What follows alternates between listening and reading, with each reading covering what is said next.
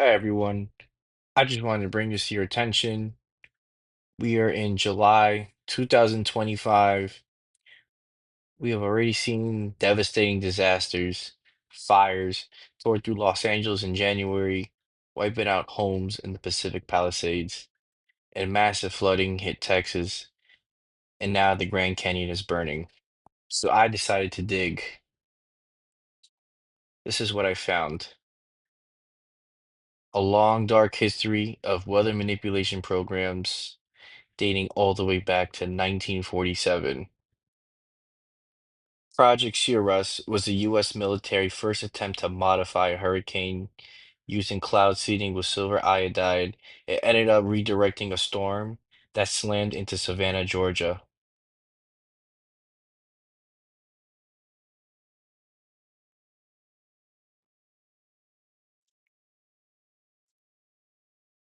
Next came Project Stormfury, an effort to weaken hurricanes using silver iodide, again led by the U.S. Navy and Department of Commerce. It lasted over 2 decades before ending due to inconclusive results. Look at this. They had airplanes for this back in the day.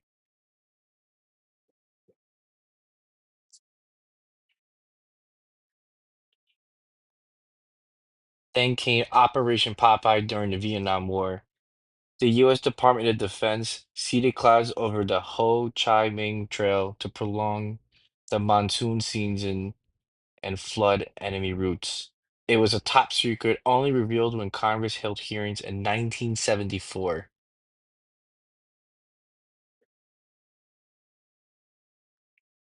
and the United States still lost. Incredible.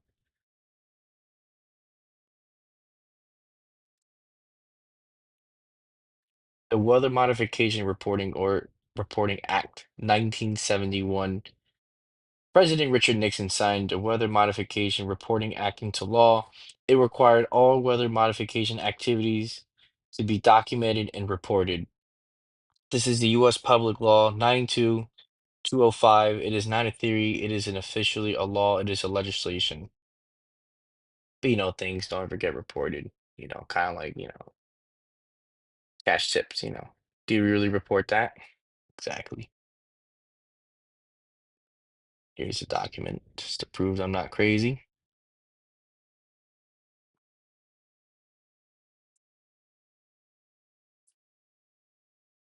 Back in 1952, the UK Royal Air Force was running cloud seeding experiments over southern England.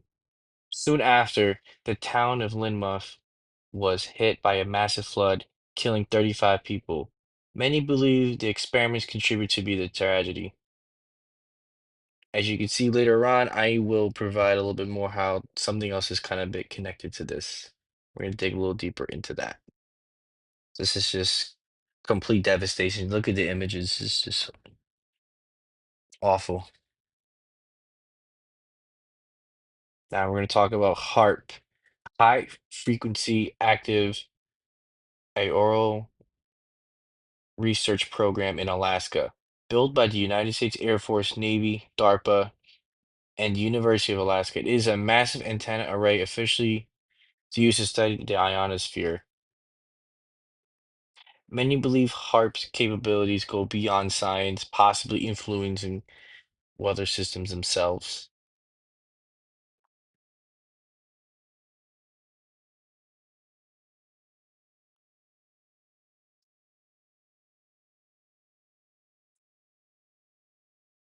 So this is all kind of connected a little bit in a way because we have a Texas senator, former Texas senator, Lyndon Johnson, then became JFK's vice president, and then became the president right after JFK assassination.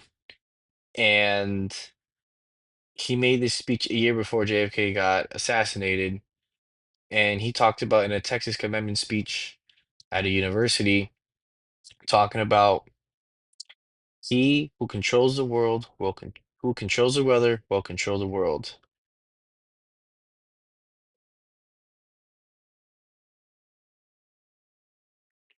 And then obviously, flooding in Texas happened right before the 4th of July. So they're just people don't remember anything past Monday. The United States of amnesia. Saudi Arabia and the UAE weather modification controlled missions. Fast forward to today, both Saudi Arabia and the UAE have openly admitted to using cloud seeding to increase rainfall and combat drought. Their governments brag about their success in controlling the skies.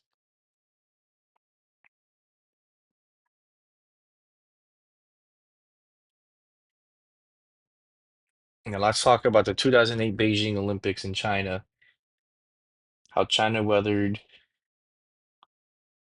very questionable, especially how they're engineered the style of cloud seeding to make sure it did not rain for the opening ceremony. And they proudly admitted to the world part of their success, how they did it. And this goes to show you, you remember there was a tweet back in the day when Trump said, oh, China controls the weather and all that type of stuff. And this is what he was talking about. I'm not giving him any credit, but I'm just saying, it's funny how he tweeted about this years and years and years ago. Now we're going to talk about the modern day military programs contract, to be honest, continue to fund artificial weather modification programs. Billionaires like Bill Gates have invested millions into geoengineering projects to spray particles into the atmosphere, claiming it's to cool the earth. But the power to manipulate weather is the power to manipulate the entire population, such as vaccines. But that's a whole different topic for another time, of course. We're going to go back to this part for a second. These still go on today. We just don't know about it. We don't hear about it.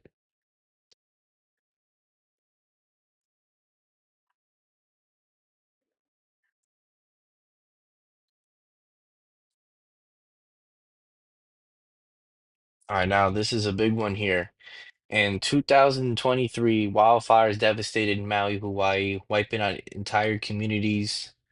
Many questions still surround how it started, why it spread so quickly.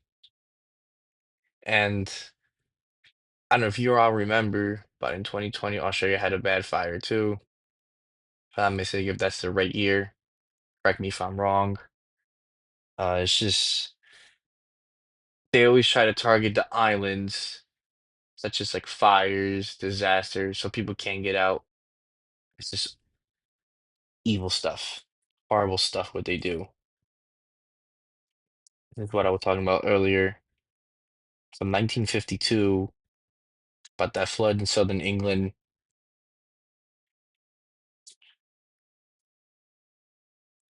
Before the disaster, the British Royal Air Force was conducting cloud seedings under Operation Cumulus, known as behind closed doors as Operation Witch Doctor.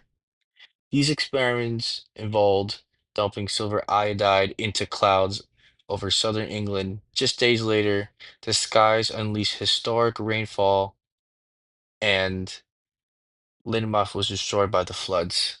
What I was talking about earlier, how it's all a bit connected. Now we're going to talk about the UN ENMOD Treaty. UN ENMOD Treaty, 1977.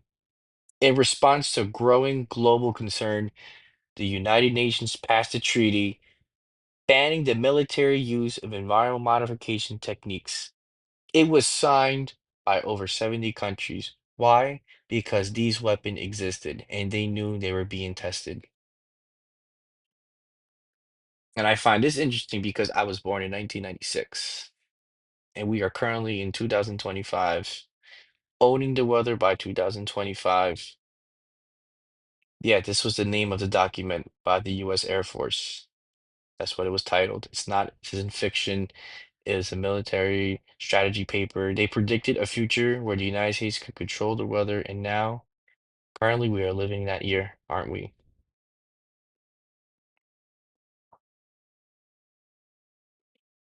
Nikola Tesla. over a century ago, theorized that the right electromagnetic technology, we could control the weather.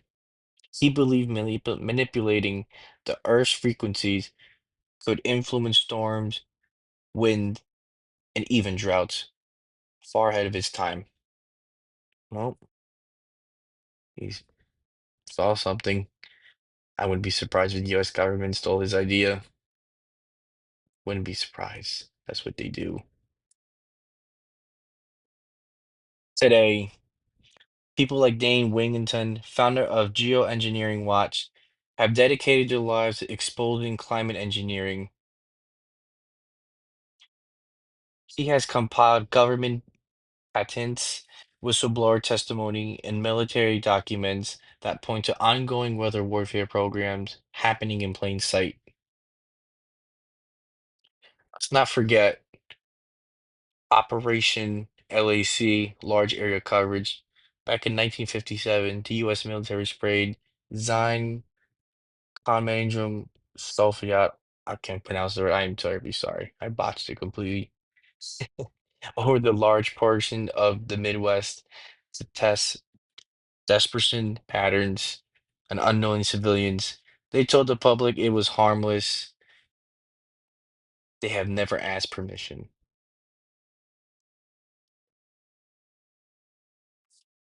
Now, let's go back to a year ago, hurricane season of last year. In 2024, we faced one of the most intense hurricane seasons on record. Hurricane Beryl, I can't pronounce that one, tore through Texas, killing 44 people and devastating Houston. Hurricane Helene hit Florida and then the Carolinas. Over 200 dead, 75 billion in damages. And then to top it off, Hurricane Milton struck Florida again just weeks after. You can call it a coincidence. You can start asking questions. I put this project together to highlight what our governments have done and what they admitted, and they're still hiding it. Think for yourself, question everything, and ask if they admitted to modifying the weather in the past, what makes you think they've stopped? Have a good one, folks.